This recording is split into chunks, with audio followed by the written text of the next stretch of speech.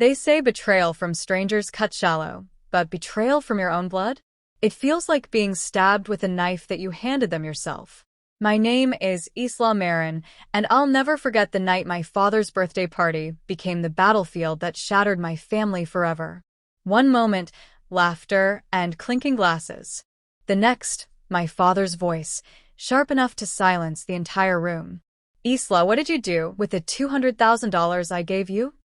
The floor tilted under me. My fork slipped. My mouth went dry. 200,000? I never saw a single dollar of it. Let me take you back. For years I'd been grinding away in Chicago, stuck in a corporate marketing job, long hours, impossible deadlines, and a paycheck that barely kept the dream alive. My dream? To open my own boutique. A space where my designs wouldn't just sit in the margins of someone else's campaign, but actually shine. And then out of nowhere, my dad wired me $800,000. His exact words, "This is your shot, Isla. Don't waste it." That money felt like freedom, a golden key. I started scouting spaces back home in Salt Lake City, planning to return to my roots, to finally breathe again. But just days before his 60th birthday, my sister called. Her voice was tight, rehearsed. "Dad's sick. Party's canceled. No need to come." My stomach knotted instantly. Dad's 60th was all he talked about. Why would he cancel without telling me himself? I pressed her. "Is he okay?" She brushed me off. "Just a cold. Don't worry." But her tone was wrong. Too sharp. Too quick. Growing up, my sister, Celia, was always chasing the flashy life. Designer purses, luxury trips, always one-upping me. But this time, something felt darker. I checked my texts. Nothing from Dad.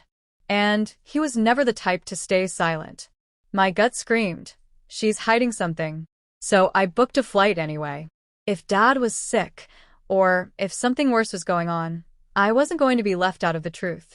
When I pulled up to our family house in Sugar House, my jaw dropped. The street was lined with cars. Lights spilled from every window. The party was happening. I stepped inside. Music. Laughter. Dad at the center of it all, healthy as ever, carving through conversations like a king at his banquet. Celia's eyes widened when she saw me. For a second, her mask cracked. Then she looked away. Mom hovered nearby, pretending to fuss with the cake, but her hands trembled. My chest tightened. They'd lied. Both of them. But why? When the cake came out, we all gathered around. I raised my glass for a toast. And that's when Dad's smile faded. His voice cut through the noise like thunder. "Isla, the 200,000 I sent you, what did you do with it?" The room froze. My pulse roared in my ears. 200,000? I whispered. "Dad, I never got that money." Gasps. Whispers.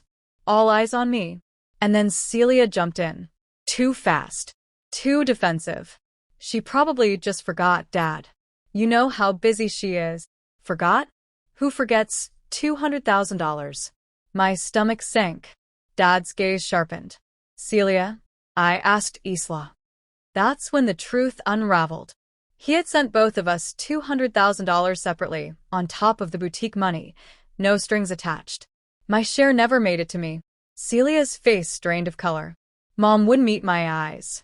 The pieces snapped together in my head.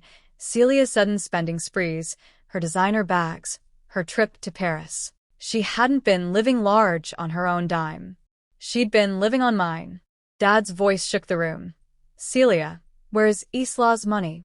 Her hands twisted, her voice barely a whisper. "I thought it was mine. I didn't mean." The table rattled as Dad slammed his hand down. "You stole from your sister."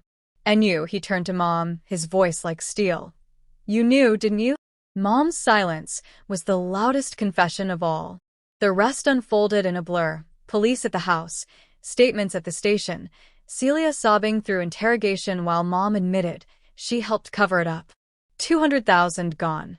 Blown on handbags, flights, luxury hotels.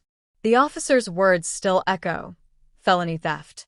Up to 15 years. Restitution required. My mother.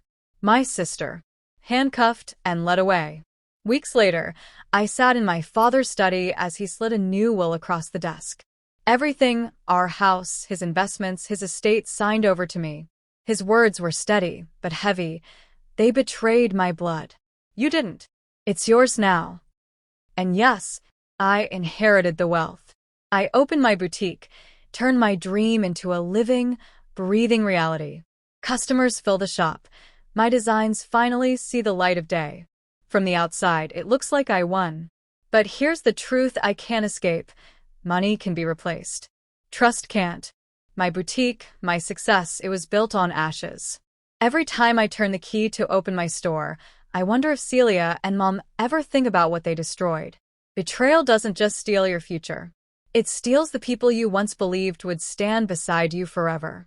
So let me ask you, if the people closest to you broke your trust for money, could you forgive them? Or would you shut the door forever? Tell me in the comments. Because for me, that door slammed shut the night my family chose greed over love.